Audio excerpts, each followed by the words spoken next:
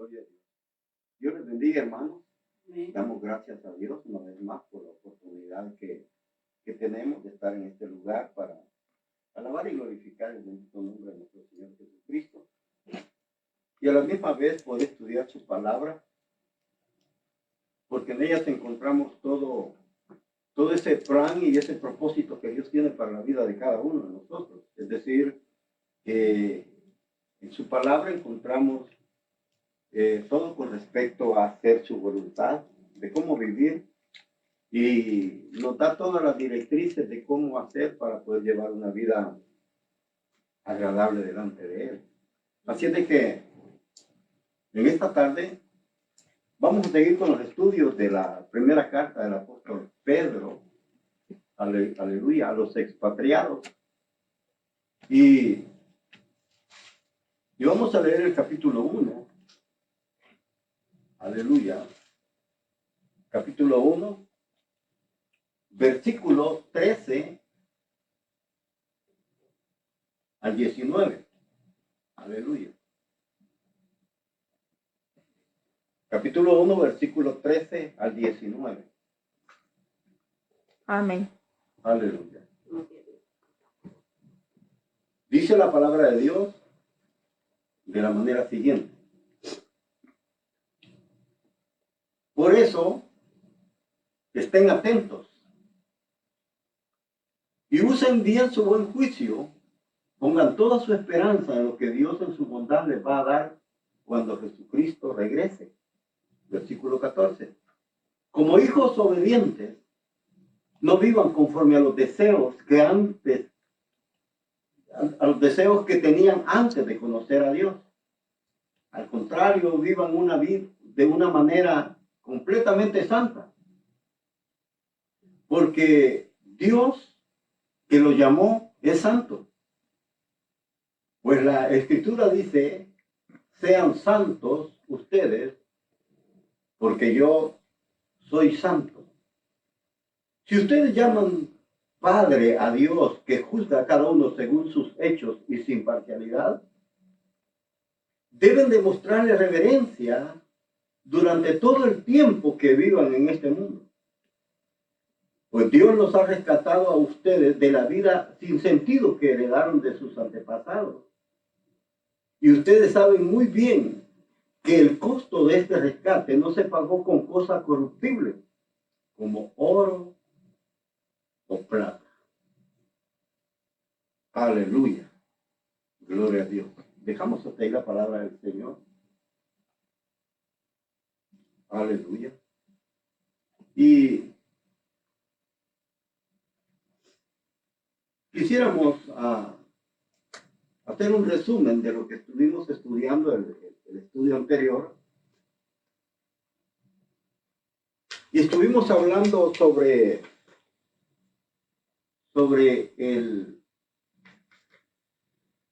el reto, aleluya, un reto o el desafío que cada persona o cada predicador tiene para con Dios. Hablamos de cómo los profetas, dice Pedro, ellos indagaron, estudiaron, investigaron de una manera profunda sobre la gracia que estaba destinada para nosotros, dice Pedro, para ustedes, es decir, para los cristianos del Antiguo Testamento. Ellos se preocuparon por estudiar y profundizar en ese mensaje de salvación, es decir, en la gracia destinada. Ellos querían saber el tiempo, cuándo Jesús iba a aparecer y quién iba a ser esa persona. Pero dice que el Espíritu de Cristo que estaba en ellos les dijo que no era para ellos, sino que ellos estaban ministrando para otros. Y que esas cosas que ellos ministraban, los ángeles anhelaban ver. Aleluya. Y esto lo hablábamos de cómo ellos, para ellos era un desafío, pues, porque ellos no se conformaban solo con conocer, sino que querían saber más de lo que ya conocían. Y Y ese conocimiento los iba a llevar a ellos a ser personas que verdaderamente iban a tener esos cambios profundos. Y no solo eso, sino que lo iban a enseñar a otros. Es decir, ellos estaban preocupados por eso. Es decir, es la preocupación que nosotros también deberíamos de tener. Es decir, conocer a profundidad lo que es la salvación. Porque una de las cosas que quizás pasa en nuestra vida como cristianos es que nosotros somos cristianos, pero no nos preocupamos por conocer esa salvación. Es decir, por eso, hoy en día, muchos se aprovechan de esa ignorancia nuestra, ignorancia de muchos cristianos, de desconocer la palabra de Dios. Es decir, los profetas dicen que querían conocer sobre esa gracia, es decir, saber qué tiempo y qué persona se iban a dar todos estos padecimientos y glorias que iban a venir tras ellos. Es decir, hermanos, que estaban interesados en conocer más. Estaban optimistas, es decir, en llegar a la profundidad de la palabra de Dios para conocer mejor esa salvación que ellos anunciaban. Es decir, hermanos, que esa debería de ser nuestra preocupación y el reto que también nosotros debemos de tener para indagar sobre esa gracia que Dios ha destinado para nosotros. Ahora, llama la atención, y le voy a decir esto, porque casi por lo general, todas las epístolas del apóstol Pablo, incluso la de los demás apóstoles, que han escrito sus cartas, siempre hablan ellos, dan ejemplo de lo que es la vida práctica, pero también del conocimiento, es decir, de las doctrinas que nosotros debemos de conocer. Y una de esas cosas es de que ellos, hermanos, dan ese conocimiento para que nosotros podamos conocer o entender sobre lo que ellos nos están diciendo. Pero quizás uno pensará, bueno, pero todo eso que ellos me dicen, ¿cómo lo pongo en práctica? Porque la Biblia es así. Primero nos da, es decir, el conocimiento, que conozcamos. Y luego nos dice cómo debemos de practicar ese conocimiento que tenemos de la palabra de Dios. Es igual, hermanos, como, quizá le voy a poner un ejemplo bastante real, pero imagínense que usted dijera, no, yo quiero irme a la práctica primero y no a conocer. Es decir, nosotros no podemos irnos a la práctica, tenemos que conocer primero, es decir, conocer la teoría para después irnos a la práctica. Porque si nosotros nos vamos a la práctica, imagínese un médico que diga, yo no quiero teoría, me voy a ir de un solo con el bisturí a hacer una operación. Santo. ¿Cómo cree usted que saldría? O sea, mataría a la persona. Porque la teoría le dice cómo realizar una operación. Al tener esa teoría, él se va a la práctica. Y él ya va seguro a lo que va a hacer. Es decir, es así en todo. Aún en los trabajos seculares, muchas veces nos dan un adiestramiento de cómo vamos a trabajar, de cómo vamos a hacer, cómo vamos a utilizar las herramientas para que nosotros no tengamos problema en el momento en que las usamos. Es decir, hermanos, que siempre es así. O sea, yo siempre he dicho, hermanos, que lo literal va de la mano con lo espiritual. Como se lo dijo Jesús a Nicodemos. Si no conocemos, le dijo, si no conoces, le dijo el Señor a Nicodemos, si no conoces lo terrenal, tampoco vas a conocer lo espiritual. Porque en lo terrenal, es decir, en lo literal, va de la mano con lo espiritual. El ejemplo que le estoy poniendo. Un médico no se puede ir directamente a la práctica. Otro ejemplo. Imagínense que usted se adiestra en el army. Usted no puede decir, yo no quiero práctica. Yo quiero irme de un solo. O sea, yo no quiero teoría, quiero irme a la práctica. O sea, usted tiene que conocer la nomenclatura del arma, cómo dispara, qué hacer cuando se encastilla, cuántos cartuchos tira por segundo, cómo limpiar el arma para después irse a la práctica. Usted tiene que conocer el empuje que tiene esa arma para que no lo golpee cuando usted va a disparar. Es decir, por eso se ven muchas veces videos donde gente que nunca ha tenido teoría sobre cómo disparar, y cuando ellos disparan, los tira hacia atrás, los bota. ¿Por qué? Porque es necesario conocer eso. Es igual en la Biblia. La Biblia nos da la teoría, pero después nos dice cómo debemos practicarlo. Y eso se da en todas las cartas. Las cartas de Pedro, las cartas de Pablo, las cartas de Juan. Es decir, ellos hablan de la teoría primero, para después ellos poderlos decir a nosotros cómo vamos a aplicar la palabra de Dios en nuestras vidas. Y eso es importante saberlo.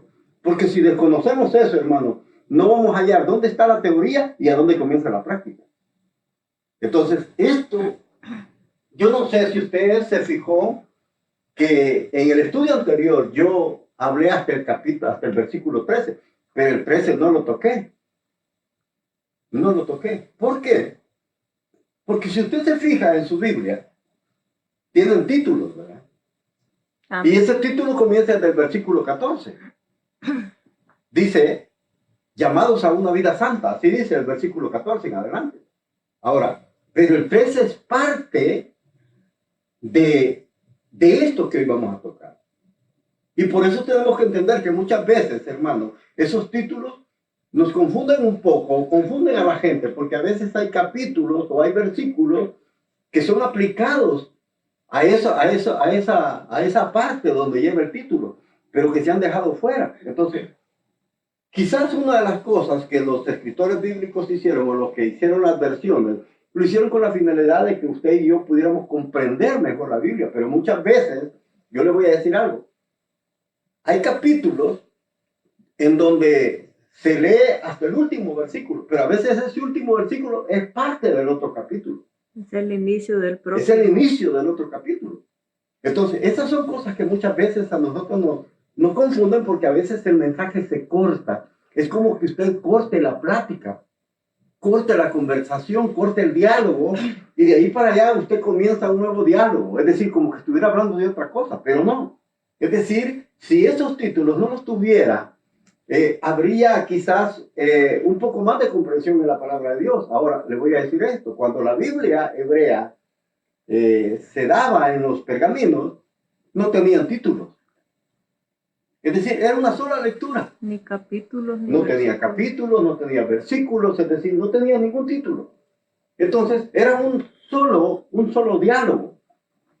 Y ellos entendían mejor esto. Ahora, pero si nosotros no estamos asociados con la palabra de Dios, este problema se va a dar en nosotros. Ahora, por eso hoy quise tocar el versículo 13, que es parte de lo que muchas veces se corta. Como le digo, la Reina Valera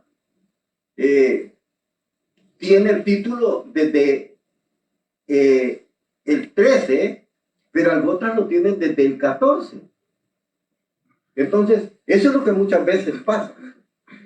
Y este versículo 13 es parte de estos versículos que vamos a tomar. Miren lo que dice la palabra de Dios. Dice, se lo voy a leer como lo tiene la Reina Valera. Dice, por tanto. Así dice, por tanto. Esa palabra, por tanto, es algo que nos está diciendo a nosotros algo. Y esa palabra, por tanto, cuando usted la escuche, es de que ellos nos están diciendo que nosotros ya sabemos por qué lo están diciendo. Ahora, la pregunta es, cuando dice por tanto, ¿qué significa? ¿Qué nos está queriendo decir? Porque son palabras, hermano. Son frases que se usan para decirnos algo. Es decir, esa palabra, por tanto, es decir, en base a lo que ya hablamos.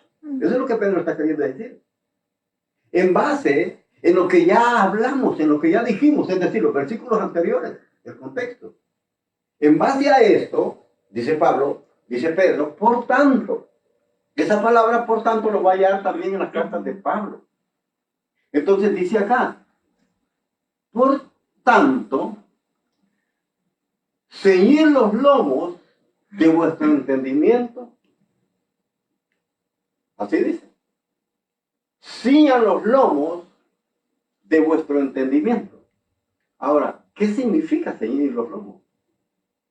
¿Qué es para usted ceñir los lomos? Porque nosotros, hermanos, ¿a qué le llamamos lomos? A la espalda. Sí, vea. Pero Pedro no está hablando que hay que amarrar esto que nosotros le llamamos lomo. Para nosotros esto es por eso le digo de que muchas veces son frases, hermanos, que si se desconocen de lo que se está diciendo, vamos a malinterpretar las cosas.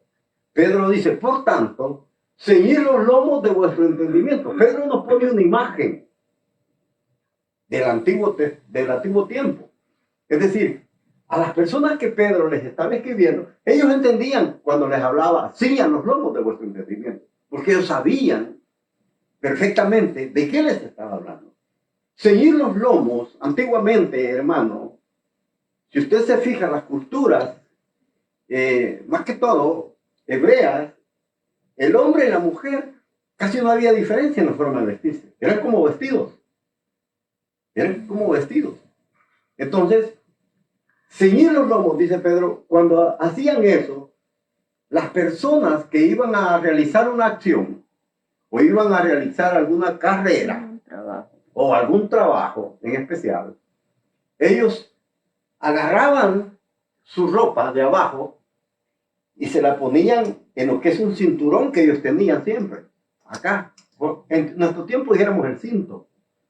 Ellos se rebajaban eso y se lo metían acá, en el cinto o en el cinturón. ¿Con qué finalidad? Es decir, para poder realizar más fácilmente que no les estorbara el trabajo. Es decir, si usted va corriendo y no hacía eso, se podía caer. Es decir, no tenía la facilidad para poder hacer los trabajos. En cambio, si usted lo agarraba y se lo ceñía a la cintura, la persona podía correr, podía realizar cualquier trabajo y se le hacía más fácil todo. Eso era ceñir los lomos. De esa manera se hacía. Y le voy a poner un ejemplo. Me parece que en Segunda Reyes, capítulo 19, cuando, yo no sé si usted ya ha escuchado, cuando dice que Elías, el profeta, que a través de él, Dios había dicho que iba a haber una sequía durante 3 años y medio. Cuando el tiempo de los 3 años y medio llegó, después que Elías realiza aquel sacrificio y mata a todos aquellos profetas de Baal, los desgolla, dice la palabra de Dios que él comienza a orar para que la lluvia vuelva a caer en la tierra de Israel, porque los animales estaban muriendo, porque habían 3 años y medio de sequía que se habían dado por mandato de Dios, pero a través del profeta. Ahora, cuando ese tiempo se había llegado, Elías se pone a orar y le dice a su criado que mire hacia lo que es el mar Mediterráneo, a ver si ve alguna nube en donde dé signos de que ya va a llover.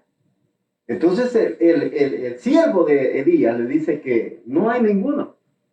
Pero después de estar orando, le vuelve a decir que vea otra vez. Y él le dice, veo una pequeña nube del tamaño de una mano. Es decir, de la palma de una mano. Entonces Elías se da cuenta que aquella nube que viene se va a desatar una tormenta, pero tormenta, hermano.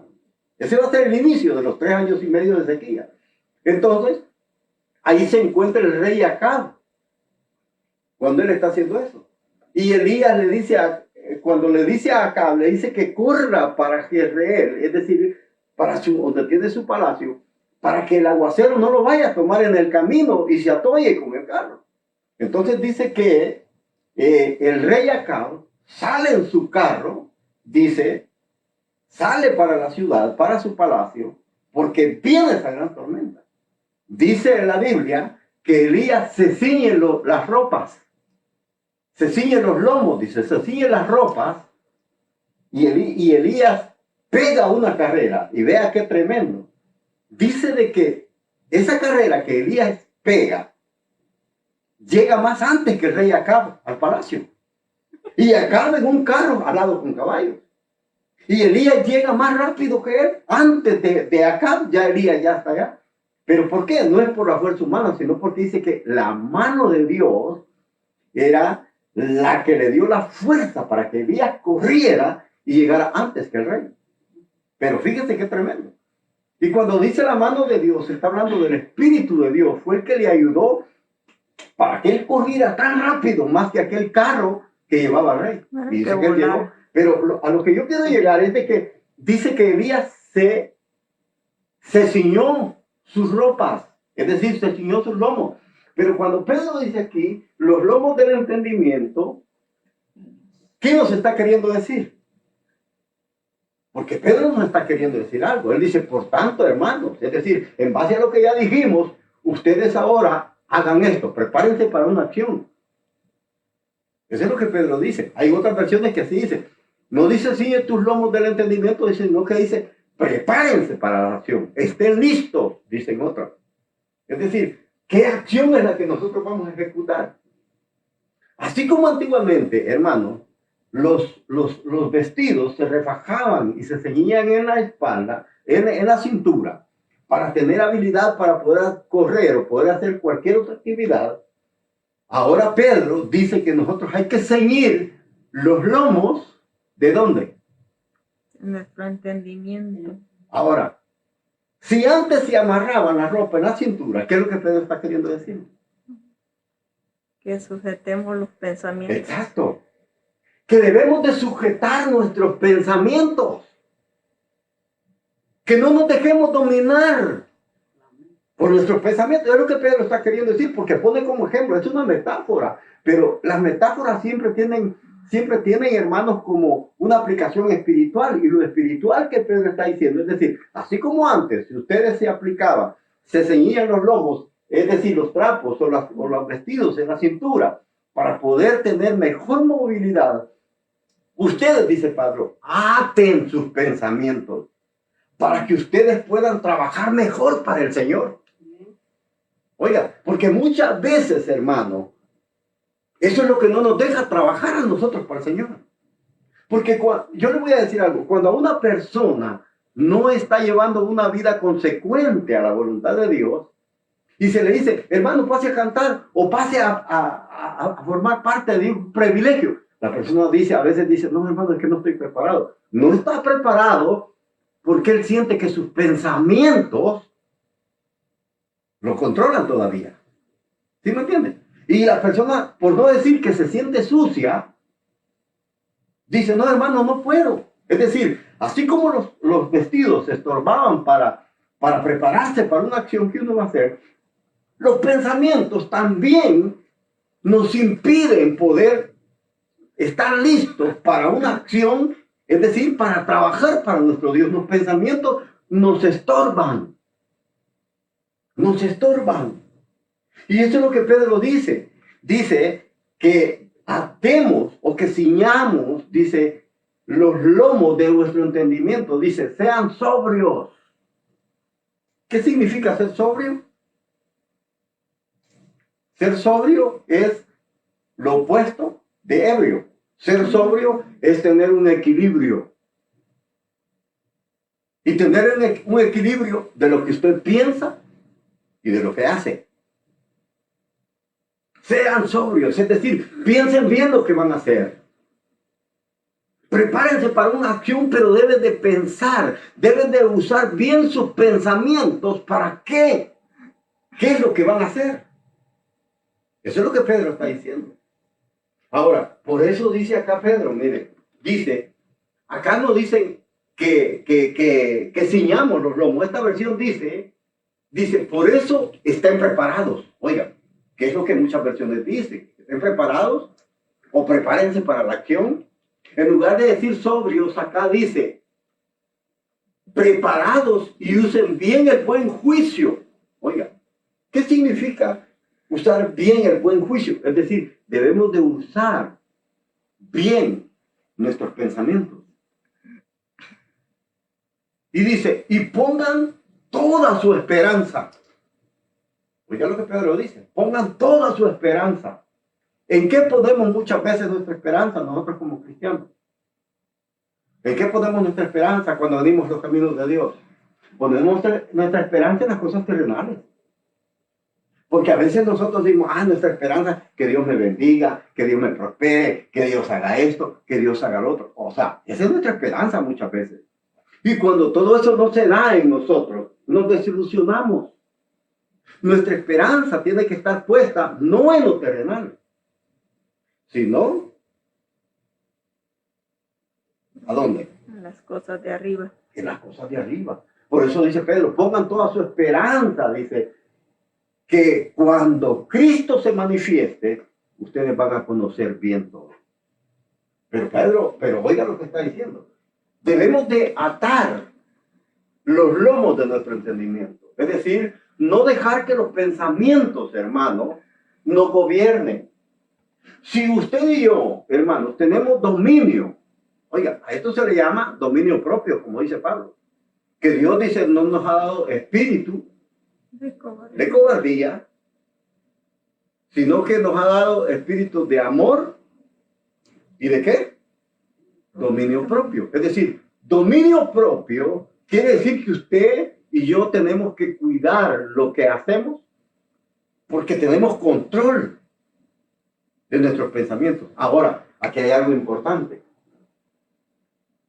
Yo no sé si usted se dio cuenta de lo que yo dije en el título. El título es que para progresar en la vida cristiana, oiga bien, para ir avanzando en la vida cristiana, es necesario trabajar nuestra mente y llevarla a la perfección. ¿Por qué le puse eso? ¿Por qué no le puse el título como muchas veces otras versiones tienen que dicen viviendo una vida de santidad o llamados a ser santos? Ese es el título que muchas versiones tienen, pero yo le puse precisamente que para progresar en la vida cristiana debemos trabajar nuestra mente y llevarla a la perfección. Por lo que Pedro está diciendo, que dice que debemos de atar los lomos de nuestro entendimiento, es decir, de que debemos tener control de nuestros pensamientos. Porque eso es lo que muchas veces nos estorba para servirlo. Eso es lo que muchas veces nos ata para que nosotros no trabajemos para el Señor, nuestros pensamientos. Hay hermanos que dicen, no hermano, miren, mejor otra vez. Yo sí le voy a servir al Señor cuando esté preparado, es decir, cuando tenga dominio de sus pensamientos. Pero si usted no tiene dominio de sus pensamientos, nunca le va a servir. Nunca va a estar dispuesto para esa acción de servirle al Señor. Es decir, por eso Pedro dice, aten o ciñan los lomos de vuestro entendimiento. Es decir, controlen sus pensamientos, porque es lo que más nos afecta a nosotros. Es lo que más nos afecta. Si no, vea lo que Pedro dice en el siguiente versículo, que es el 14, que es donde muchas veces hay títulos. Fíjese que aquí dice que el título que tiene esta versión dice, Dios nos llama a una vida santa. Así dice. Ese es el título que tiene. Dios nos llama a una vida santa. Otras tienen, vivan como hijos obedientes. Ahora, pero no nos dicen cómo. No nos explican muchas veces, porque a veces lo que enseñan, ni siquiera ellos saben qué significa. Ni siquiera entienden por qué Pedro pone esas imágenes de ceñir los lomos de vuestro entendimiento. Es decir, está poniendo una metáfora, es decir, una imagen de lo que se hacía antiguamente, pero él la pone en lo espiritual y dice, aten, ya no sus ropas, sino sus pensamientos. Porque como le digo, eso es lo que más nos afecta a nosotros. Eso es lo que más nos detiene para servir al Señor. Y aquí dice Pedro, como hijos obedientes, oiga, o no dice así, dice, como hijos obedientes, ¿qué es lo que debemos hacer? ¿Qué dice Pedro que debemos hacer? No, Versículo 14. No os conforméis a los deseos que antes teníais estando en vuestra ignorancia. Oiga lo que Pedro está diciendo. No se conformen. ¿Qué es no conformarse? No estar contentos. No, no conformarse, no os conforméis, es decir, no os amoldéis, no se amolden. Conformarse es amoldarse a algo o a alguien. Y Pedro dice, no se conformen, no se amolden, no se asimilen a cómo vive el mundo, porque así vivían ustedes antes, dice. No se dejen llevar por los pensamientos que antes tenían cuando ustedes no conocían a Dios, dice. Así dice. Ahora, antes de conocer al Señor, ¿cómo éramos nosotros? ¿Ah? ¿Cómo éramos? Éramos una vergüenza caminando. O sea, ¿quiénes nos guiaban? Nuestros pensamientos y Nuestros deseos. deseos.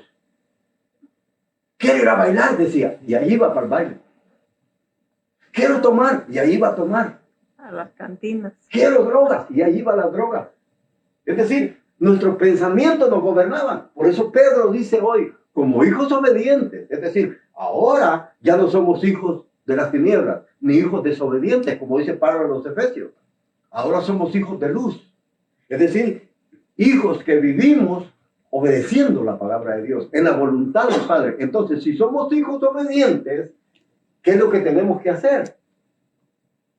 Dice, ya no vivan conforme a los deseos que antes.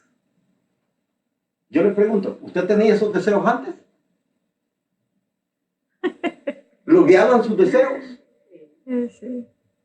¿Mm? Deseos de pelear. O sea, deseos de todo, hermano. Es decir, está hablando de que esos deseos internos eran los que guiaban nuestra vida. Esos deseos internos nos guiaban, nos llevaban a donde ellos decían. Es decir, nosotros éramos esclavos de esos pensamientos, de esos deseos. Por eso les digo, Pedro está diciendo que como hijos obedientes, ya no vivamos así. Ahora, pero yo le voy a decir algo. ¿Ya no nos gobiernan esos pensamientos? ¿O todavía les hacemos caso?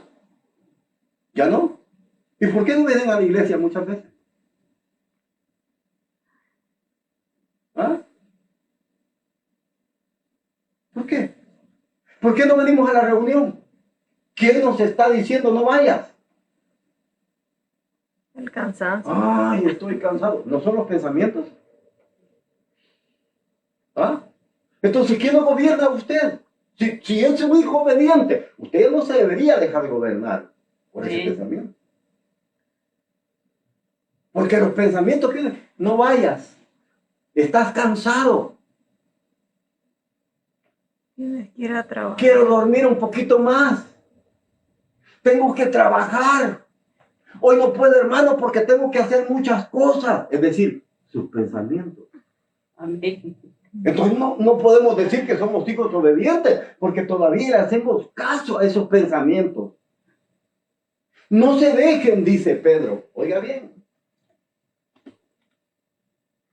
No se dejen, no vivan conforme a esos deseos. No vivan, no se dejen, no se amolden. No se asimilen. Mire lo que dice acá en esta versión. Dice, ustedes antes que conocieran la buena noticia, es decir, el Evangelio de Jesucristo, dice, hacían todo lo malo que querían. Ahora, antes nosotros los invitaban a la iglesia antes de conocer al Señor, ¿y qué decíamos?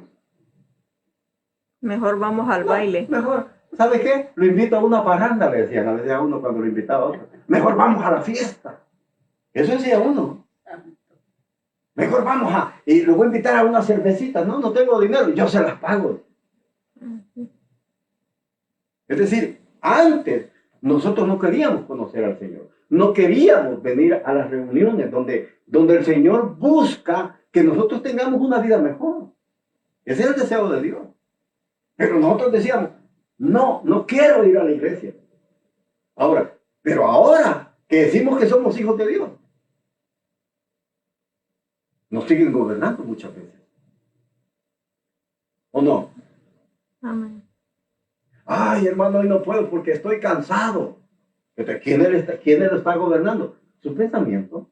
Su pensamiento dice que está cansado. Ahora, yo le voy a decir algo. No todos trabajamos, pues. No todos nos cansamos, pues. Entonces, ¿cómo es que unos sí pueden y otros no? Es decir, no se dejen gobernar, no se conformen, dice, a dejarse gobernar por los deseos que antes tenía de conocer a Dios. Porque ustedes hacían todo lo malo que querían. Hermano, yo le voy a decir algo. Una de las cosas, hermano, venir a la iglesia, caminar, venir a cantar, venir quizás a oír la enseñanza, eso es algo que quizás es fácil. Dar ofrenda o diezmar, eso es fácil. ¿Sabe qué es lo difícil? Ponerlo en práctica. ¿Sabe qué es lo difícil? Poner en práctica esto que Pedro dice, no se dejen gobernar por los pensamientos. Esto es lo que más cuesta.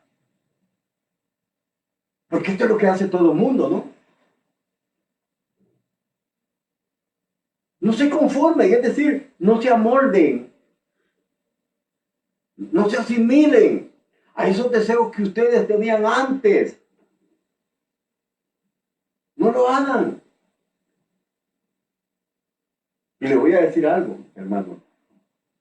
Una de las cosas que más cuesta en la vida cristiana no es venir a la iglesia, no es aprenderse los coros, no es memorizar enseñanza. Una cosa que más cuesta en el caminar cristiano Dominarnos a es nosotros. dominarnos a nosotros. Porque muchas veces, hermano, nosotros queremos dominar a otros. Amén. ¿Sí? Yo he conocido de hermanos que le dicen a la gente, vaya a la iglesia, y ellos no van. Hermano, le mandé uno, ¿y usted qué está haciendo? ¿Qué hace? Porque si hay muchos cristianos, hermano. Hermano, sí que yo le hablé a usted, de usted a una que usted mire que es bueno para esto, que no sé qué. Ellos mandan a la gente, pero ellos no vienen. Es decir, somos buenos para querer que otros hagan lo que nosotros no queremos hacer. Parecemos fariseos. Es decir, somos fariseos. Tenemos un espíritu fariseísta. ¿Por qué? Porque los fariseos eso es lo que hacían, hermano. Dice el Señor, les dijo, ustedes les dice, le ponen cargas pesadas a la gente. Y esas cargas pesadas, dicen, ustedes ni siquiera con un dedo quieren levantarlas. Oiga bien. O sea, pareciera que tenemos ese espíritu fariseísta. Es decir, a la gente le queremos imponer. Si usted se fija, muchas veces, hermano, ore. Y el que dice que ore, ni siquiera ora. Amén. Lea la Biblia, hermano. Y el que está en el púlpito, ni siquiera conoce la Biblia. Porque no se familiariza, no la lee. Y si la lee por compromiso. Pero no porque sea algo que le agrade hacerlo. Y esto es un problema. Queremos que otros nos obedezcan, pero no. Nosotros no queremos obedecer. ¿Se recuerda lo que Santiago dice en una de sus cartas? Dice que nosotros, dice, podemos guiar grandes embarcaciones con un timoncito pequeño. Dominar. Dice, podemos dominar a fieras salvajes, dice él. Y eso es verdad. Pero dice, pero nosotros tenemos un miembro tan pequeño en nuestro cuerpo que no lo podemos dominar. Fíjese bien lo que Santiago dice.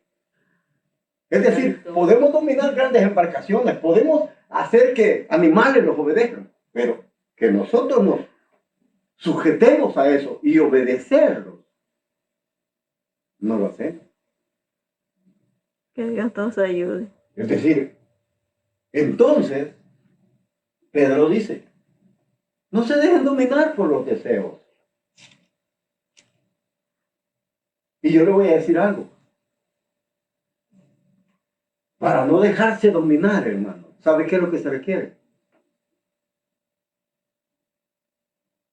¿Sabe qué es lo que se requiere? ¿Qué se requiere? ¿Ah? ¿Qué se requiere para no dejarse, para poder dominar esos pensamientos? ¿Qué se requiere? ¿Ah? Le pregunto, ¿qué se requiere? Pues tener dominio, dominar los pensamientos, No, o sea, pues es lo que queremos. querer hacerlo. Se requiere sacar fuerza. Se requiere que usted tenga un espíritu de querer hacerlo.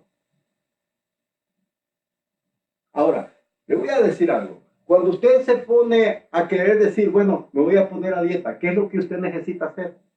Tener en usted. Fuerza de voluntad. Fuerza de voluntad, ¿verdad? Porque muchas veces uno dice, me voy a poner a dieta, pero no lo hace. ¿Por qué? Porque no hay fuerza de voluntad. No hay fuerza de voluntad. Si uno dice, voy a hacer esto, a veces ahí va arrastrando los pies, o sea, no hay fuerza de voluntad. Para poder hacer esto, se necesita una fuerza de voluntad, hermano, que si Dios no nos ayuda, nosotros no lo hacemos. No lo hacemos. Es decir, se requiere de la ayuda de Dios para poder tener esa fuerza de voluntad. De lo contrario, nosotros no vamos a poder hacer dominar nuestros pensamientos. Y fíjese que yo lo voy a llevar a Proverbios 31. Le voy a poner un ejemplo.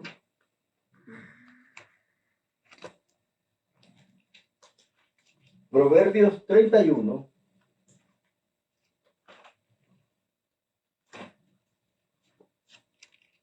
Versículo, cuando uno lo tenga, dice un amén. Proverbios 31, versículo 17.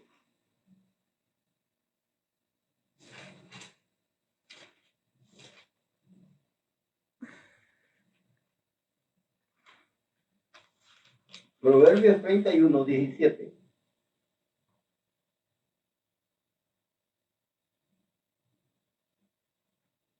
Proverbios 31, versículo 17.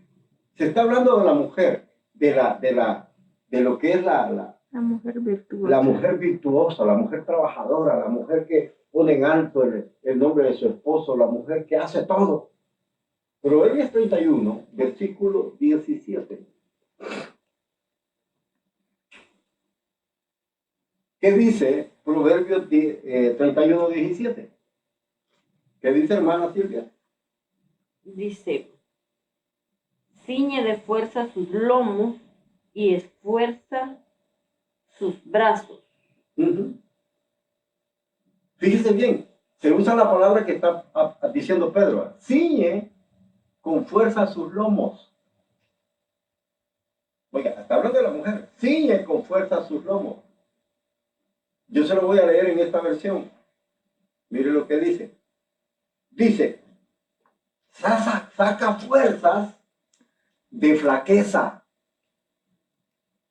Oiga, o sea, esto es espíritu de voluntad. Esto es tener fuerza de voluntad. De la flaqueza saca fuerza. Amén. Para ir a trabajar, dice. Es decir, no es eso lo que a veces nos pasa, hermano. A veces estamos cansados, ¿no? A veces no podemos dormir. Pero cuando nos toca ir a trabajar, ¿qué hacemos? Nos levantamos. Aún cansados, hermano. Aún cansados. Que no hemos dormido bien. Sacamos fuerza para ir al trabajo. ¿Sí o no? Amén. Ahora, si eso lo hacemos con el trabajo, ¿por qué no lo hacemos para las cosas del Señor? ¿Ah? ¿Por qué? Porque aquí no nos pagan, porque aquí viene a perder su tiempo, eso es lo que usted piensa. Allá sí le pagan, acá no. La paga aquí es mejor que allá, hermano. Amén. Porque allá su paga es perecedera, aquí es eterna. Amén. Dice, saca fuerzas de su flaqueza. Para el trabajo sí bien vamos, ¿verdad? Pero para acá no. Al trabajo no importa si nos dicen que ya está la mira, no importa, vamos, pero para acá no. Aleluya. Entonces, vea lo que dice la mujer virtuosa. De su flaqueza saca fuerza para hacer su trabajo. Esto es tener fuerza de voluntad. Es que si usted y yo no nos comprometemos con el Señor, no lo vamos a hacer. Se requiere un compromiso con el Señor y sacar fuerza de donde no se tiene. Eso es lo que tenemos que hacer. Tenemos que aprender de Pablo y decir que todo lo podemos en Cristo. ¿Sí? Es decir, nosotros tenemos que hacer, hermano, eso. Si no lo hacemos, si no requerimos un compromiso con Dios, nunca vamos a progresar en la vida cristiana. Eso es lo que Pedro dice. No se dejen dominar por sus deseos. Nos dejamos dominar por los deseos todavía. Es decir, no estoy hablando quizás de cosas malas, pero sí cuando nuestro cuerpo dice, estoy cansado, quédate un poquito, ahí nos quedamos. ¿O no? ¿No es el cuerpo el que le está pidiendo que está cansado? Santo. ¿Ah? Sí, pues. O sea, y esos son los deseos. Quizás no son deseos malos, descansar no es malo, pero está obedeciendo a sus deseos. Cuando usted sabe que tiene un compromiso con Dios. Eso es lo que pasa muchas veces. Fíjese que me llama la atención porque esto de atar, de prepararse, no solamente lo pone Pedro, no solo lo dice de la mujer virtuosa, lo dice Pablo a los Efesios. Lo dice Pablo a los Efesios. Lo dice Lucas también. Y lo dice a través de las palabras del Señor. Dice, cíñanse sus lomos y sus lámparas, dice, que estén encendidas. Oiga lo que el Señor está diciendo. Cíñan sus lomos, estén dispuestos, preparados. Y que sus lámparas estén encendidas. ¿Preparados para qué? Porque lo dice Lucas 24. ¿Para qué debemos de estar preparados? Porque el Señor dice la palabra. Dice, ciñan sus lomos y sus lámparas que estén prendidas. ¿Prendidas para qué?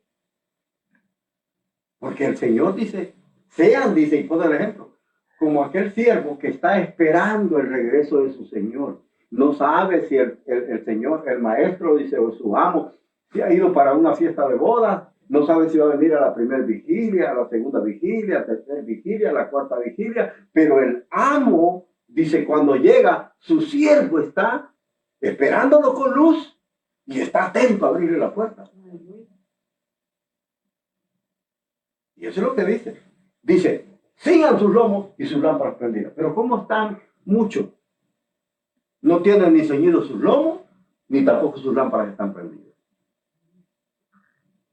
¿Qué va a pasar cuando el Señor venga? Los va a hallar a oscuras. Es decir, si alguien no puede ceñir sus lomos, es decir, de su entendimiento, es decir, que está dejando dominar cuando el Señor venga y no tiene luz, está hablando de oscuridad. Está hablando que no ha podido dominar sus pensamientos. Cuando el Señor venga, ¿qué va a pasar? ¿Qué cree que va a pasar? ¿Se va o se queda? Se va, se queda. Se va a quedar. Es decir, eso es lo que Pedro dice. Y fíjese que hay una porción en 1 Corintios, yo quiero llevarlo a 1 Corintios, capítulo 9. Primera Corintios capítulo 9. Aleluya.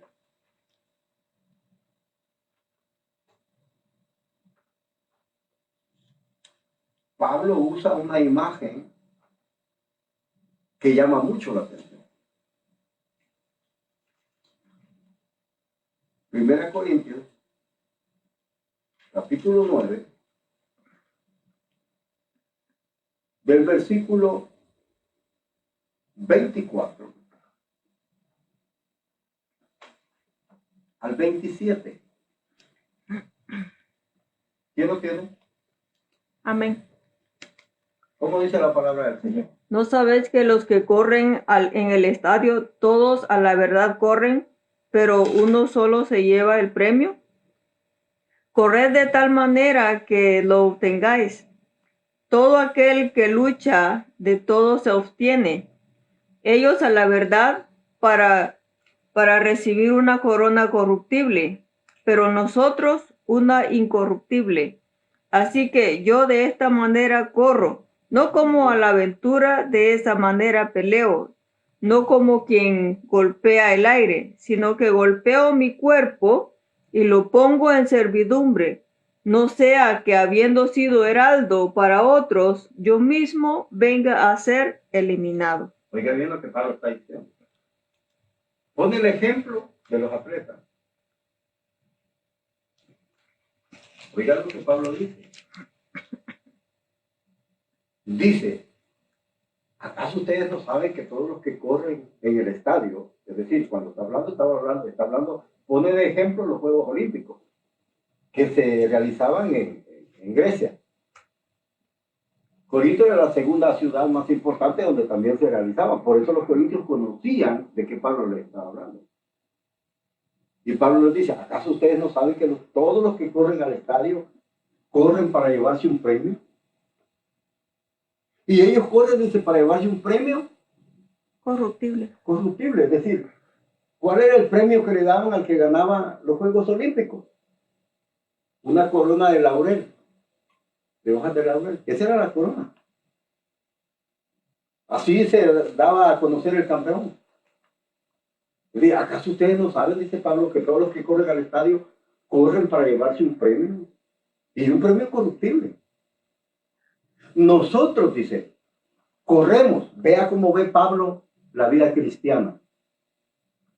Esta es una metáfora. Pablo ve la vida cristiana como una carrera. Oiga, como una carrera, pero no de quien llega primero. Una carrera de resistencia, es decir, el que aguanta hasta el final. Porque en la carrera de resistencia, hermano, yo le voy a decir algo. En la carrera de resistencia, no es a quien llega primero, Es el que llega. sino el que aguanta. Oiga bien, entonces dice Pablo, nosotros corremos para lograr, dice, un premio incorruptible, es decir, que no es perecedero. Y dice, pero los que corren en esa carrera, dice Pablo, de todo se abstienen. Oiga, de todo se abstienen, es decir, los que van a competir en los Juegos, hermano, Olímpicos, hay cosas que no son malas para el cuerpo. Pero aunque sean buenas, ellos se limitan a comerlas. Oiga bien. Ellos se limitan a comerlas, aunque sean buenas. Aunque no les haga mucho mal. Ellos evitan comer todo aquello que les haga daño para poder competir con libertad. Y fíjense que es bien tremendo, porque muchas veces los que corren en una carrera o los que van a estos Juegos Olímpicos 10 meses antes, bueno, antiguamente, hoy no sé, pero en tiempos de Pablo, 10 meses antes de ir de comenzar a competir en ese estadio, ellos se ponían en disciplina. Es decir, no comían nada. Trataban de comer o evitar la comida de todo aquello que les hacía daño para ellos poder tener el cuerpo flexible, que pudiera aguantar el tiempo que ellos iban a competir. Y otra cosa, Ellos no llevaban ropa pesada, sino lo más liviano que pudiera ayudarles para poder correr. Dice, ellos de todo se abstienen, es decir, se disciplinaban. Se disciplinaban. Imagínense un gordito queriendo ir a eso, o sea, para que vaya. ¿Qué tiene que hacer? Ponerse a dieta. Ponerse a dieta. Eso es lo que hacían los atletas. Se disciplinaban, no comían, aunque fueran comidas que no les hicieran daño, pero ellos no las comían, se disciplinaban, se ponían a dieta para tratar de ir en óptimas condiciones, como dice el dicho. ¿Cómo dice el dicho? Cuerpo sano, mente sana, Mente sana. en cuerpo sano. Es decir, ellos hacían eso. Pero vean lo que Pablo dice. Dice, versículo 25.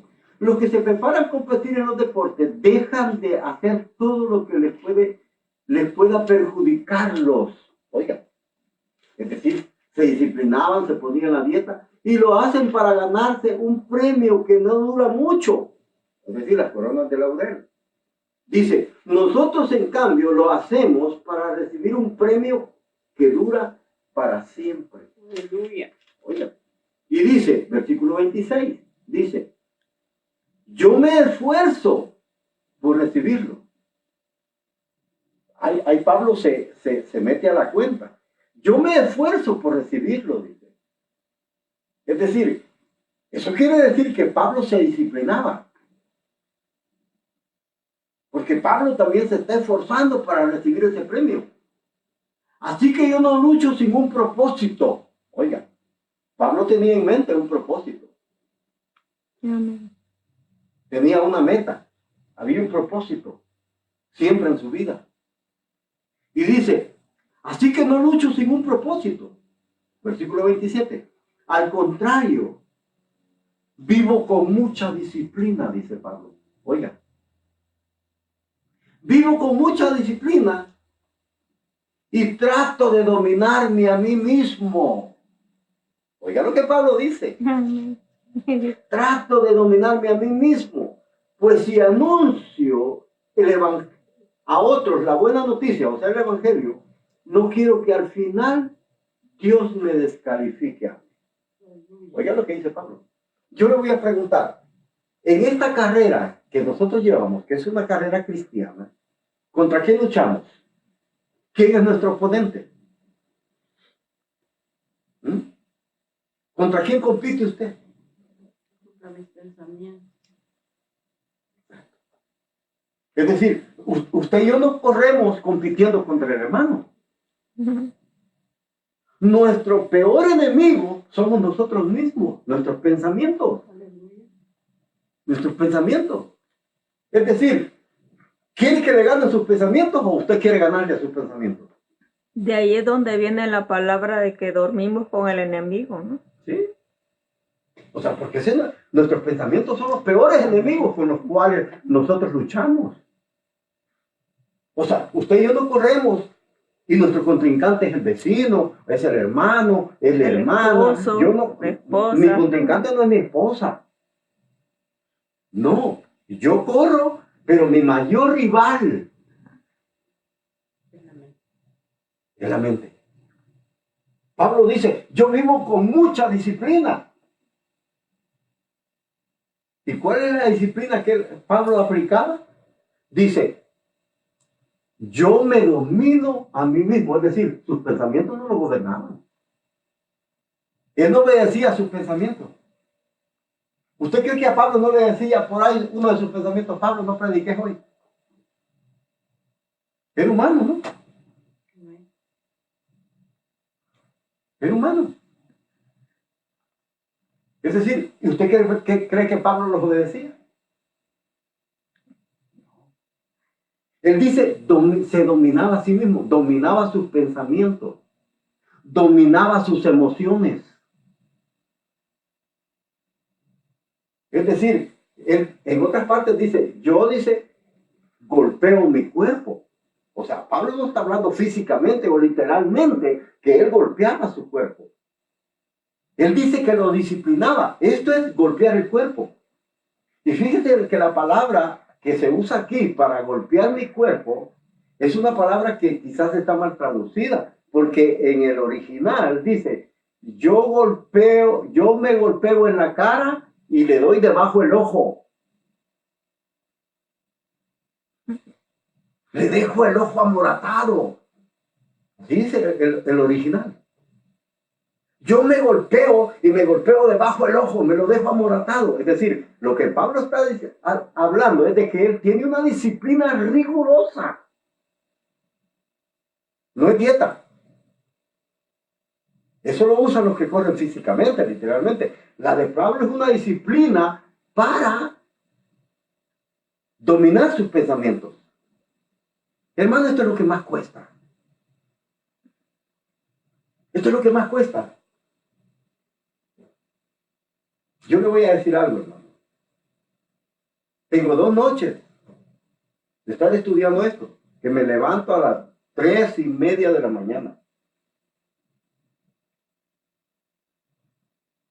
¿Usted cree que yo no me canso? ¿Usted cree que yo soy un superhombre? ¿Usted cree que yo no tengo necesidad de descansar mi cuerpo y de dormir? ¿Usted cree que yo no trabajo? Solo que fuera ángel, ¿verdad? Pero yo soy humano. Ahora, pero fíjese, me levanto a las 3:30 de la mañana para estudiar esto y dárselo a usted. Si yo fuera otro, ¿qué me importaría que entretenerla con cualquier cosa? Pero si yo quiero tener dominio en mis pensamientos, yo quiero que también usted los tenga. Si yo estoy progresando en la vida cristiana, yo quiero que también usted progrese. Si yo quiero ser maduro en la vida espiritual, yo quiero que usted también lo sea. A mí no me interesa su dinero, si yo nunca he predicado por dinero. Como dijo Pablo, todo no he rehuido de enseñarles nada de lo que yo sé. Es decir, hermano, nosotros no hacemos las cosas por dinero. Yo nunca las he hecho por dinero. Ahora, pero vaya a otra iglesia donde le enseñen. Usted tiene que pagar. En este mismo capítulo, Pablo habla algo muy hermoso. Pablo dice, a mí se me ha impuesto una necesidad. Obligadamente, dice en otras versiones, Pablo dice, obligadamente Dios me ha dicho que predique el evangelio. Si lo hago, dice, sin cobrar, dice Pablo, recompensa voy a tener. Y si lo hago obligadamente, es decir, a empujones, ¿verdad? Que tenemos que hacerlo porque tenemos que enseñar, dice Pablo, tengo que hacerlo porque Dios me lo ha obligado a hacerlo. Y yo dice, no quiero perder el premio. No quiero que nadie me quite esta mi gloria, dice Pablo. Por eso yo anuncio el evangelio sin tener que vivir de él. Eso dice Pablo en este mismo capítulo. Amén. Es decir, yo le voy a decir algo. Vaya a buscarse por ahí una iglesia de un pastor que no viva del evangelio. La mayoría vive del evangelio. Yo vivo de mi trabajo. Hace poco yo hablaba con un compañero, que fuimos diáconos en la misma iglesia. Hoy él está liderando, es pastor. Es copastor, no es pastor principal, es copastor. Y él me decía, hermano, ¿cuánto le pagan? Y dije, yo no cobro, yo no vivo del evangelio. Ah, dice, pero usted tiene buen sueldo. Pues sí, pero ese es por mi aparte. Este es otro trabajo. Y usted le digo yo, no, hermano, apenas $500 me dan y no me alcanza. O sea, quejándose, ¿no?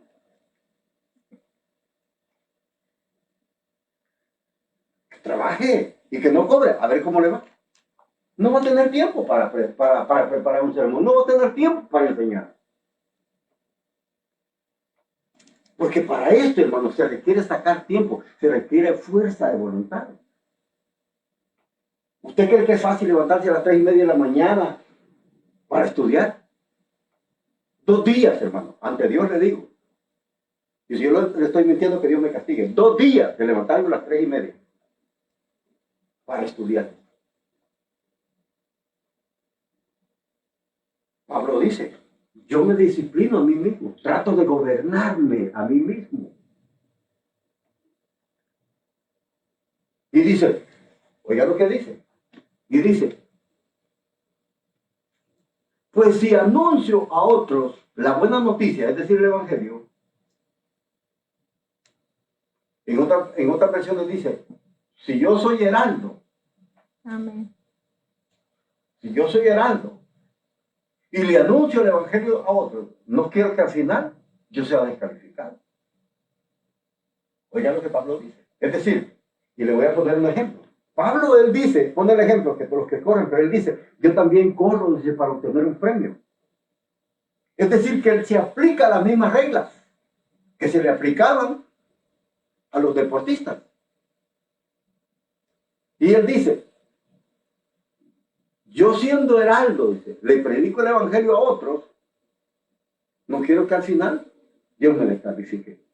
¿Sabe qué es lo que hacía un heraldo? Un heraldo era el que le decía a los deportistas cómo iban a correr, cuáles eran las reglas, qué se tenía que hacer. Él dictaba todas las reglas, él presentaba al ganador, todo.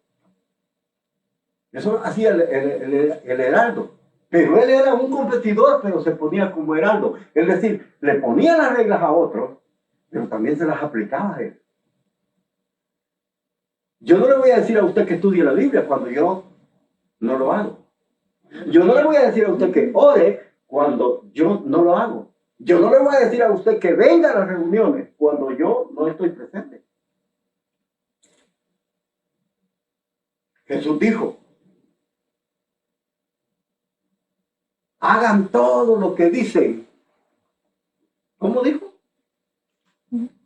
Pero que no hicieran lo que los fariseos hacían. Hagan todo lo que ellos dicen. Les dijo, hablando de los fariseos.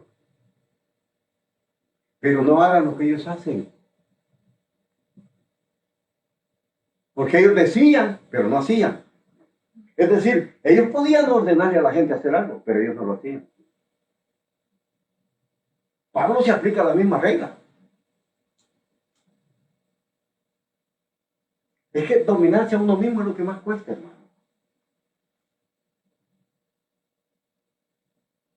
Dominarse es lo que más cuesta. ¿Cuántas veces usted se ha molestado y abre la boca? ¿Cuántas veces? O sea, dominar la lengua, dominarse uno mismo. Dominar esos deseos de querer ultrajar a alguien. Hermano, eso cuesta. Hay que tener un control, hay que tener un dominio propio.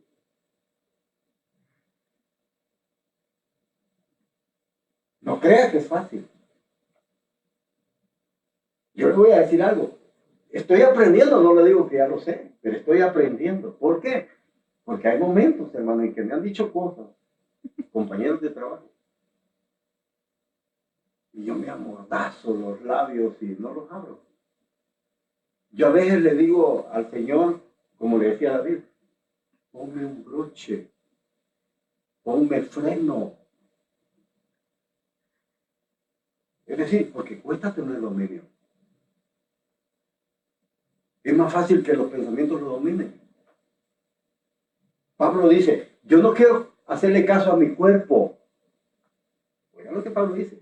Dice, yo disciplino mi cuerpo y me domino a mí mismo. Yo no quiero, dice, que mi cuerpo me domine a mí, me diga qué es lo que tengo que hacer.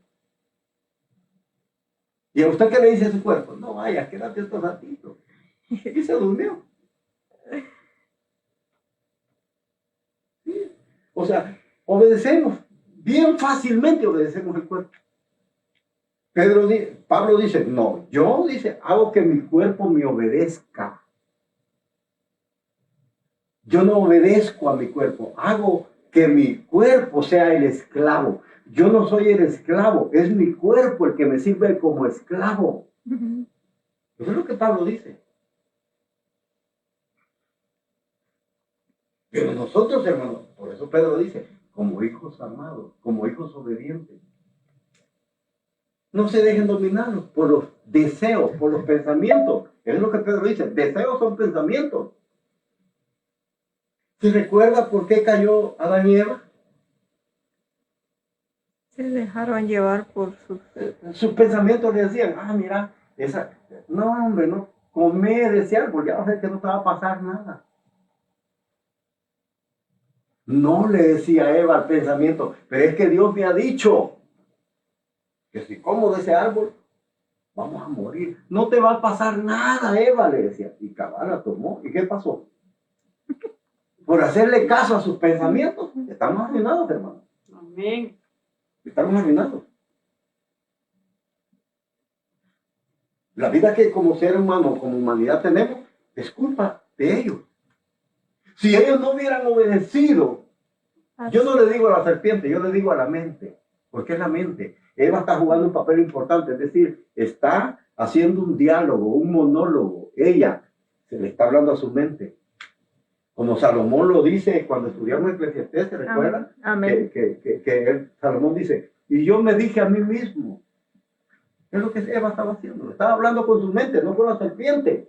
Esa es la figura que nos presentan de nuestra mente. Porque yo le voy a decir, ¿qué animal es más malo de los que Dios formó que la mente humana?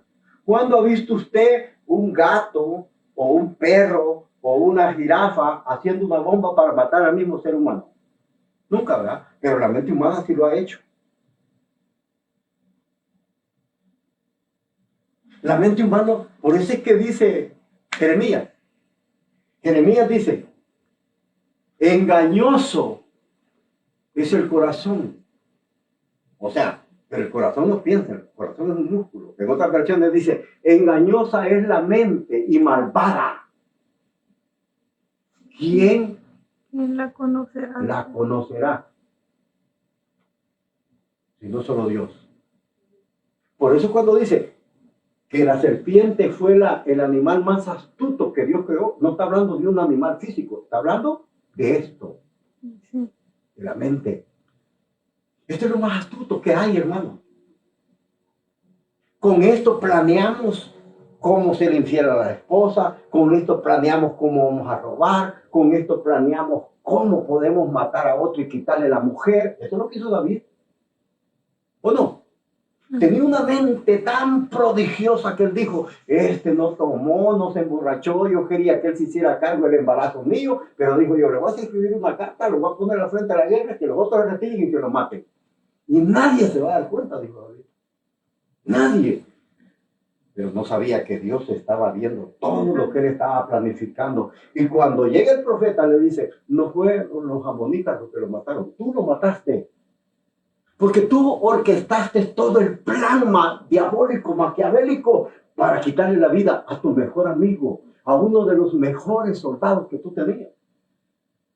Es aquí donde se planea todo. Es aquí. Todo lo que estamos viendo ahorita en este mundo está saliendo de aquí, mire. Amén. De aquí está saliendo. Es decir, cuesta dominar los pensamientos. Cuesta. Es lo más difícil. Pero Dios nos dice, no se dejen dominar. No se dejen dominar. Porque muchos cuando pecamos, dice Santiago, hay muchos que dicen, Dios me hizo pecar.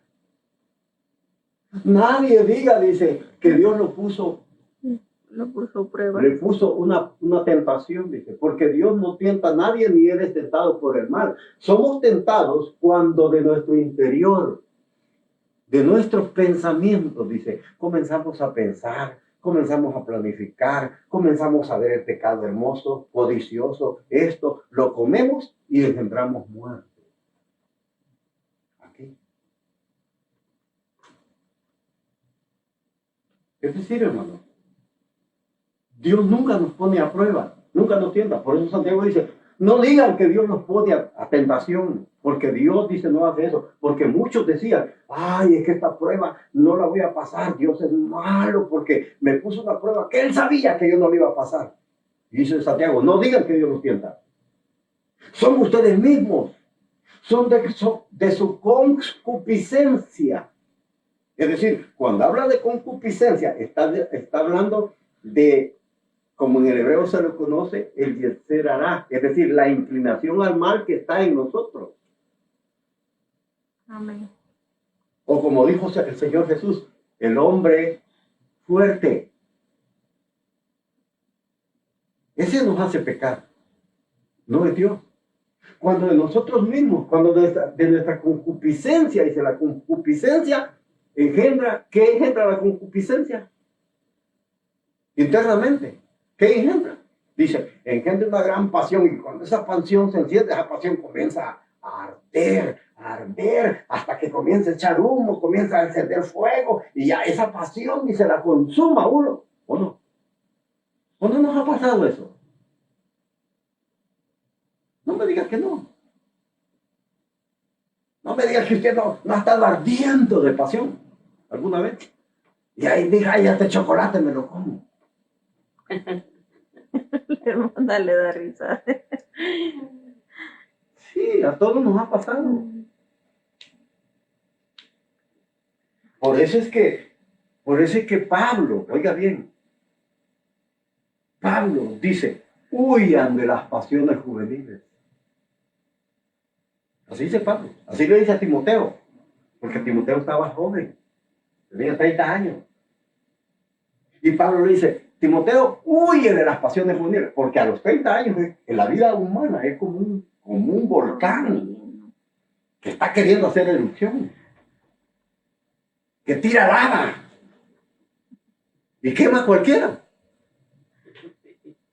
¿O no? Sí, hermano. Y no crea que solo cuando joven. Ve a Moisés, pasaba de los 100 años y todavía tuvo más mujeres. Es decir, por eso el Señor dice, huyan de la pasión, huyan. O sea, porque es lo más fácil. No es ponerse a enfrentar la pasión, ya voy a dominar mi pensamiento, lo voy a dominar, mire, me voy a enfrentar con la pasión y ya va a ver que voy a tener éxito. No. Lo más fácil, dice el Señor, huyan. ¿Qué es lo que José hizo? José no pecó. José huyó. No le importó dejarle la ropa a la mujer en la mano, pero huyó. Dominarse, hermano, es lo que más cuesta. Yo pongo en disciplina mi cuerpo, no dejo que él me domine. Yo domino a mi cuerpo, dice Pablo. Es decir, yo me domino a mí mismo.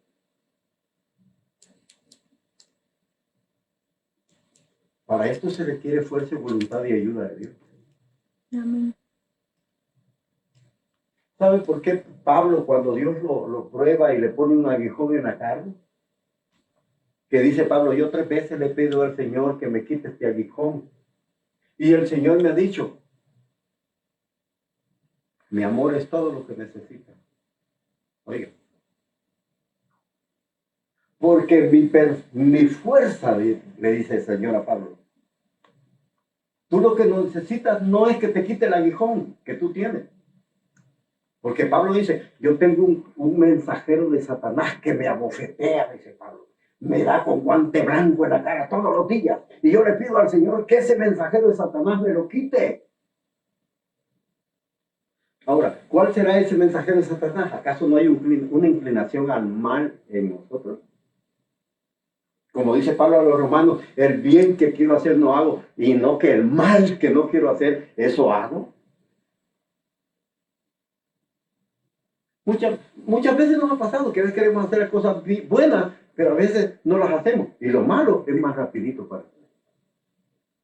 Yo le he dicho al Señor que me quite ese mensajero que me abofetea la cara, dice Pablo. Yo te lo he pedido 3 veces y el Señor me ha dicho, tú no necesitas que te quites ese mensajero de Satanás. Tú lo que necesitas es mi amor. Porque mi fuerza, oiga, mi fuerza se perfecciona cuando tú eres más débil. Y dice Pablo, entonces dice, si Dios se hace fuerte en mí cuando yo soy débil, cuando estoy más frágil, entonces dice, me voy a gloriar no en mi fuerza, sino en mis debilidades. ¿Sabe por qué Dios se glorifica cuando somos más débiles? ¿Sabe por qué? Si Dios se glorificara cuando yo soy fuerte, ¿se viera el poder de Dios? No, No, ¿verdad? no le Pero diera cuando mucho yo soy poder. débil, el poder de Dios se manifiesta Y le damos la gloria a Él. y le damos la gloria. Es decir, hermano, cuesta dominarse. Por eso dice acá Pedro. ¿Seguimos? Dice, al contrario, vivan una manera completamente santa. Oiga lo que Pedro dice. Vivan una vida, vivan de una manera completamente santa. Es decir, no a medias. No a medias, sino completamente santa. Es decir, que toda nuestra vida, todo nuestro carácter, todo nuestro ser, nuestro cuerpo, sea perfecto. Vivan una vida completamente santa. Porque el que lo llamó es santo. Oiga, ¿quién lo llamó a usted? ¿El pastor? ¿La hermana? ¿Quién lo llamó? ¿Quién le dijo que vinieran los caminos del Señor? ¿Ah? ¿Fue Dios? ¿Fue Dios quien la trajo? ¿Fue Dios? A mí yo le voy a decir algo. A mí el Señor me llevó. A mí nadie me invitó. Me llevó el Señor. A mí también. Entonces, si el Señor me llevó, Él también me pide que sea santo, porque también Él es santo. En otras versiones no dice ser santos porque yo soy santo. Dice, en otras versiones dice, ustedes saben que yo soy diferente a los demás dioses. Por eso es que quiero que ustedes sean diferentes a las demás personas. Oiga lo que Dios está diciendo.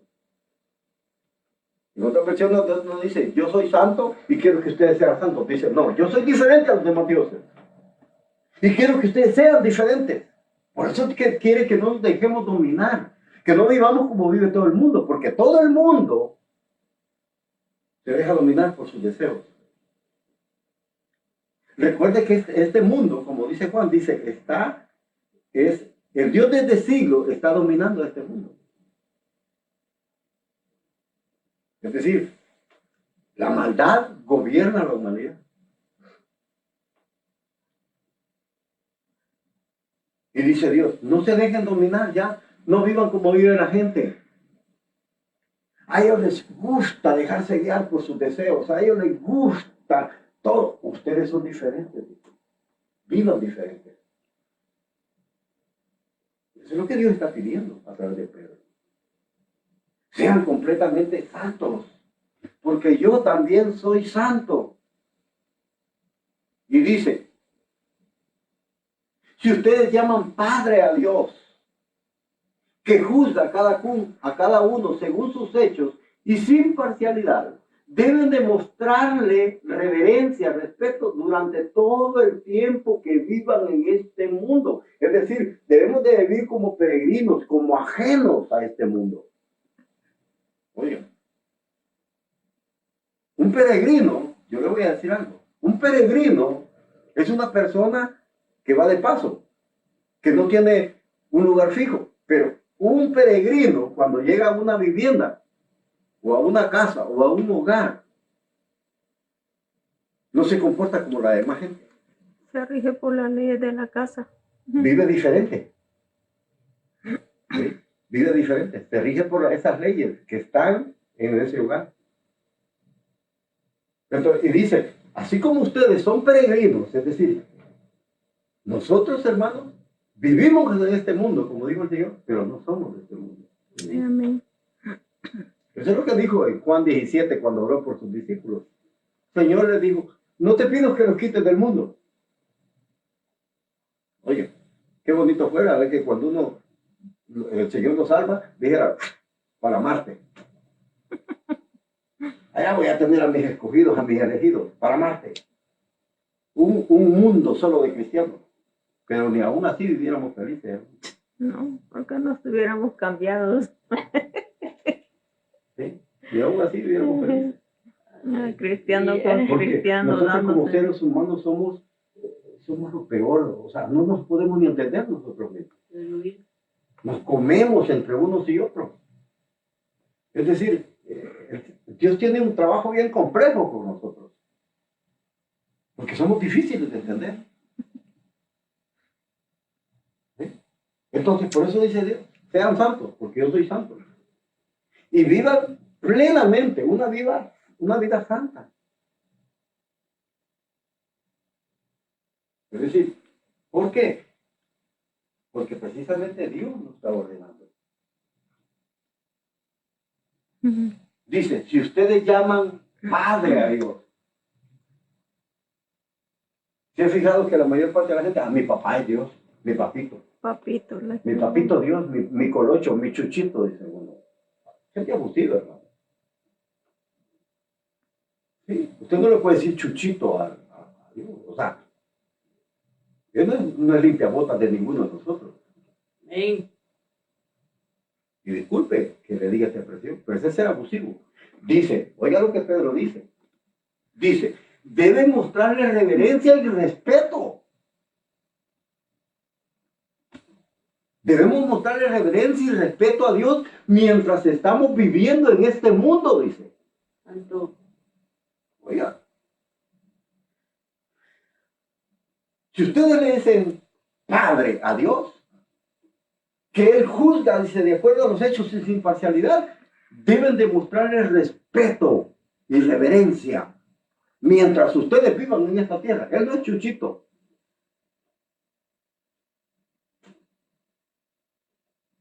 Él no es el colochón. El colocho puede ser su tata, su hijo, su abuela o su abuelo, pero no Dios. Aleluya. Trátelo con respeto. ¿Sabe por qué cuando Dios le dijo a los sacerdotes que debían de llevar el arca, ellos en el hombro, y el pueblo tenía que llegar a distancia? ¿Sabe por qué Dios dijo eso? ¿Sabe por qué había una distancia entre los que salieron de Egipto, es decir, entre todo el pueblo y los sacerdotes que iban al frente con el arca? ¿Sabe por qué? ¿Sabe por qué se dio eso? ¿Sabe por qué Dios le dijo a Moisés, mira, cuando los sacerdotes vayan con el arca, tienen que ir, el pueblo tiene que ir a cierta distancia? ¿Sabe por qué? Porque Él no es igual que yo. Como dice una alabanza por ahí, aunque se hizo hombre, pero no es igual que yo. Aunque vivió entre nosotros, pero no es igual que yo. Él es divino. Él es Dios. Él es poderoso. No es igual a yo. Entonces tengo que guardarle respeto. Él no está a mi mismo nivel. Amén. Por eso el Señor cuando habla a los profetas dice, diles que yo estoy en el cielo y ustedes en la tierra. Hay una gran separación. Vivan con respeto, vivan con reverencias a Dios. Debemos de vivir así. Es decir, si nosotros antiguamente respetábamos a nuestros padres, hermano. Oye, eso es lo que Pablo dice a los hebreos. Si nosotros, dice, respetábamos a nuestros padres, dice, ¿cuánto no vamos a respetarnos a Dios? Porque nosotros sí respetábamos a nuestros padres. Hoy ya no, ya se perdió el respeto. Por eso en El Salvador Bukele está volviendo a lo mismo, a que haya ese respeto entre hijo y padre. Antiguamente, hermano, si los padres en adultos estaban platicando, uno no se podía meter. Se metía uno, no se le acababa a uno. Respetar la plática entre adultos, a no ser que ellos lo llamaran. Por eso es que en la cultura hebrea, fíjate bien, cuando un padre dice, siento calor, el hijo no puede decir, sí, es cierto, está haciendo calor. Porque eso es una falta de respeto. Si el padre dice, tengo sed, el hijo no puede decir, sí, yo también. Porque es una falta de respeto. Si el padre decía, tengo calor, el hijo tendría que ir a darle airecito. ¿Qué más quieres que haga, padre? O sea, con reverencia y respeto. Todo eso se ha perdido, hermano. Y desde que se pierde ese respeto en los padres, se le pierde el respeto a Dios. Porque si alguien que ya no respete a sus padres, ¿qué respeto le puede tener a Dios? Si no lo ve. ¿Sí? Que a Dios no lo vemos, solo nos han contado de él, ¿verdad? Como dice Juan. Si tú no dices que amas a Dios, ¿cómo es que no puedes amar a tu prójimo? ¿Cómo puedes amar a quien no ves? Y a quien ves no lo ama. Debemos de respetar a Dios. Debemos de vivir con reverencia y respeto mientras estemos aquí. ¿Sabe por qué? Porque Él todo el tiempo nos está viendo. Está viendo cómo actuamos, está viendo nuestras actitudes, está viendo todo. Entonces, imagínense que un padre que tenga un buen concepto de nosotros, como dice Pedro, como hijo obediente. Imagínense que un padre de esos de antes, que a usted lo veía haciendo cosas irreverentes en la calle, ¿qué cree que le iba a pasar? ¿Ah? Le sacaban coyudas de la espalda, ¿verdad? ¿Sí? Porque usted estaba, lo que usted hacía, estaba hablando mal de su padre. Entonces, por eso dice que debemos de vivir con respeto y reverencia todo el tiempo que estamos en este mundo. ¿Por qué? Porque todo lo malo que usted y yo hacemos, ¿a quién se lo acumulan? ¿A quién culpan de lo que usted y yo hacemos? A los papás que no lo educó bien. Y cuando nosotros decimos que somos cristianos y nos comportamos mal y hacemos esto, ¿qué es lo que la gente dice? Y dice que es hijo de Dios. ¿No dicen eso? ¿Se comportará Dios como nosotros? Entonces, pues la gente dice, y dicen que es hijo de Dios. O sea, lo que están diciendo es que nuestro comportamiento es el comportamiento de Él. Y Él no se comporta de esa manera. Por eso debemos de vivir, mientras estamos en este mundo, con respeto y reverencia a Él, a Dios.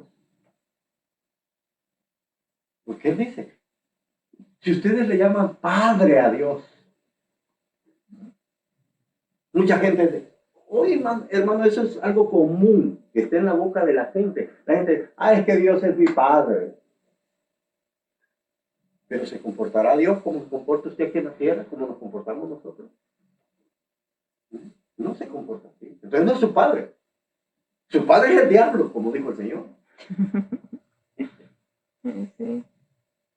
¿Sí? Es decir, debemos de vivir con respeto y reverencia. Y dice acá,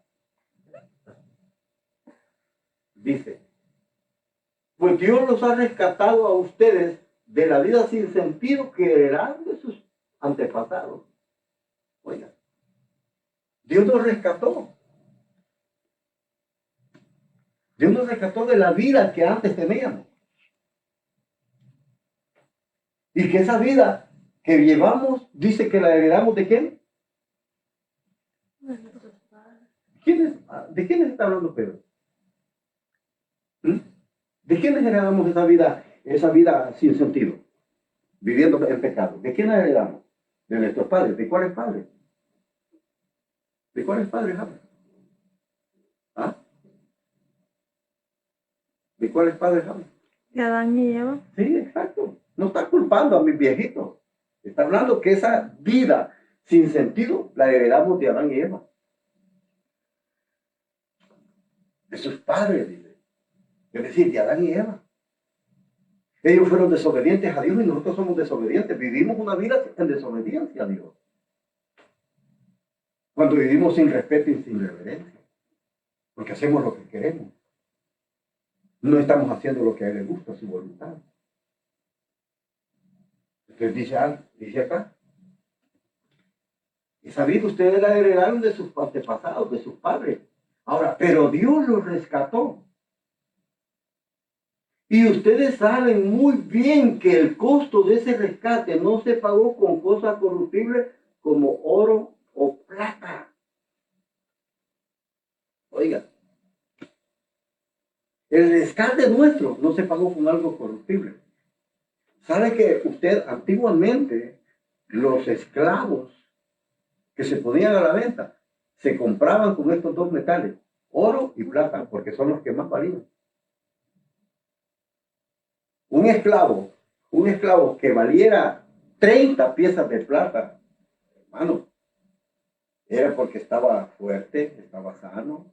Porque cuando compraban un esclavo, no crea que es como cuando usted y yo vamos a veces a la tienda a comprar la comida. Cuando usted va a comprar una naranja o alguna fruta, usted la ve a ver cómo está. Usted no compra cualquier cosa, compra lo que está sano, compra lo que está bueno. Así se hacía con los esclavos. Estaba el montón de esclavos a la venta y la gente, ¿a quién quiere este esclavo, este esclavo, este esclavo? Y llegaba la gente y decía, reíte vos. A ver cómo tenía sus dientes. Sí, si los tenía buenos todos, ese era bueno para comer. Decían, este está bueno. Lo examinaban. Y él decía, vale 30 piezas de plata o 30 piezas de oro. Uno dice, pero mira, está ciego, te doy 10. No, pues ya no servía. Pero el que estaba sano, el que estaba bien físicamente, ese valía las 30 piezas. Bien de oro o de plata. Y Pedro dice, ustedes fueron comprados, no con cosas corruptibles como oro o plata. O sea, ¿cómo estábamos nosotros cuando Dios nos rescató? ¿Cómo estábamos? Dice que muertos en delitos y pecados. Es decir, no teníamos vida. Éramos lo peor.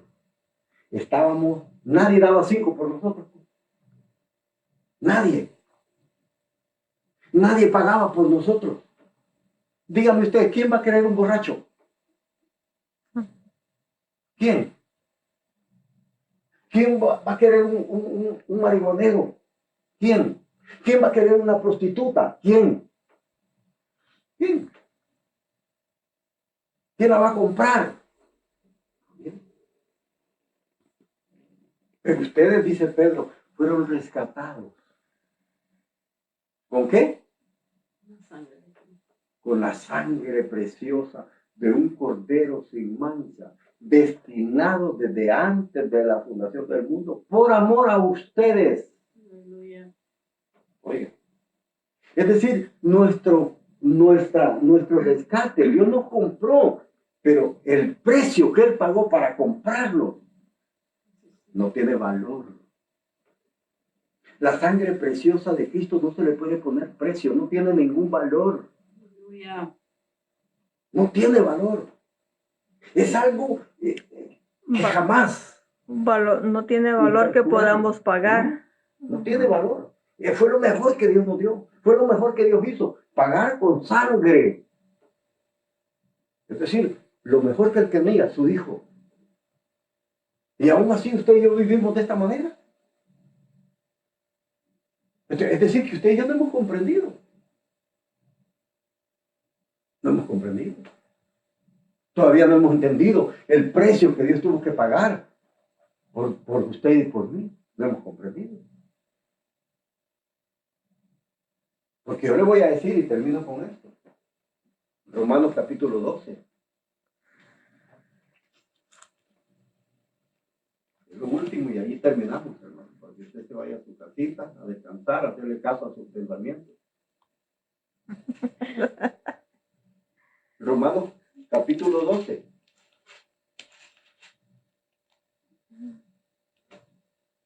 A los deberes Oiga, cristianos. ¿se recuerda que Pedro, cuando escribe en el capítulo 13, el versículo 13, él dice, por tanto, así dice Pedro, sigan los lomos de vuestro entendimiento. Aquí Pablo usa lo mismo.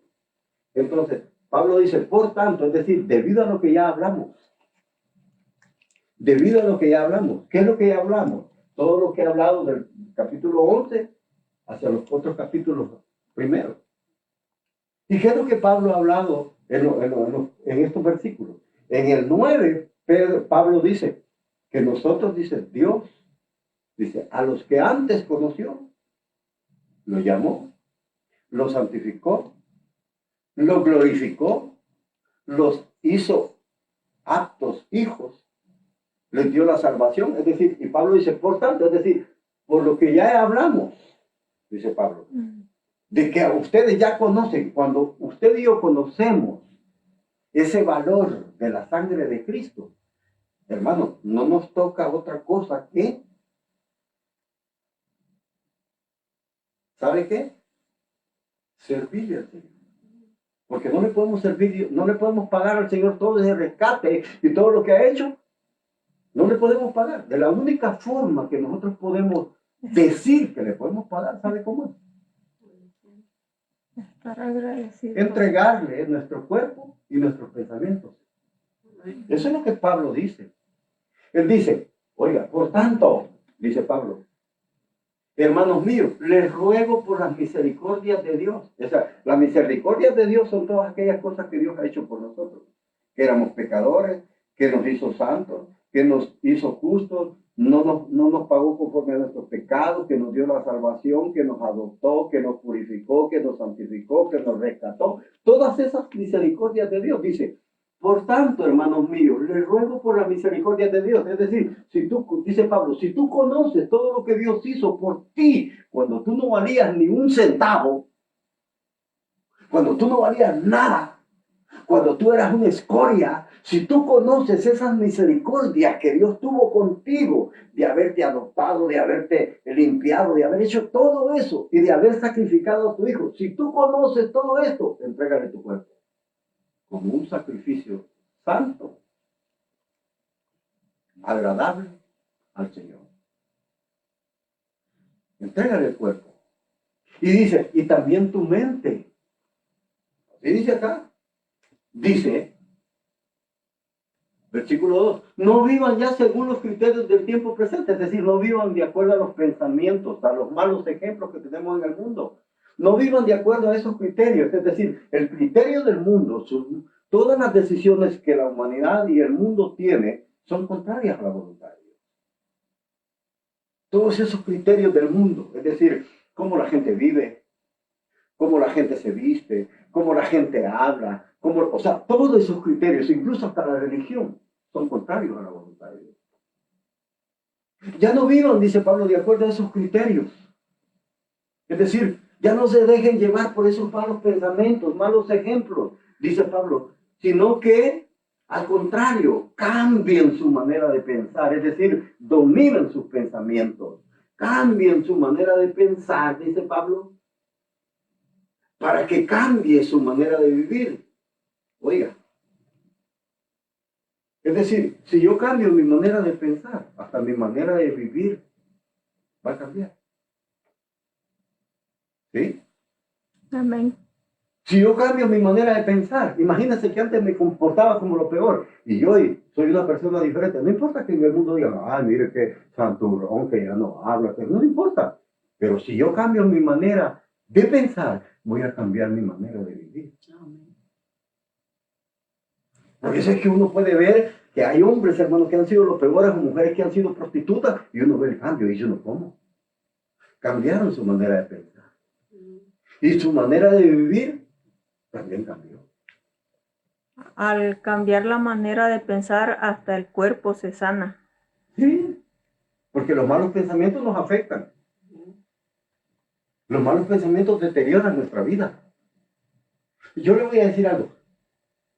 Un enojo no es un mal pensamiento. ¿Qué es lo que pasa cuando usted y yo nos enojamos? ¿Qué pasa adentro? El enojo es como un veneno. Y a quien le afecta no es con el que usted se enojó, es a mí. Cuando yo tengo envidia, ¿a quién le afecta la envidia? ¿A aquel o a mí? El otro ni sabe que están El otro envidiando. no sabe ni que lo están envidiando. Por eso es que le digo, es decir, cambian su manera de pensar, dice Pablo. Pero antes de cambiar su manera de pensar, es decir, entreguen el cuerpo. Entreguen el cuerpo. O sea, y Pablo está poniendo el ejemplo de los sacrificios antiguamente.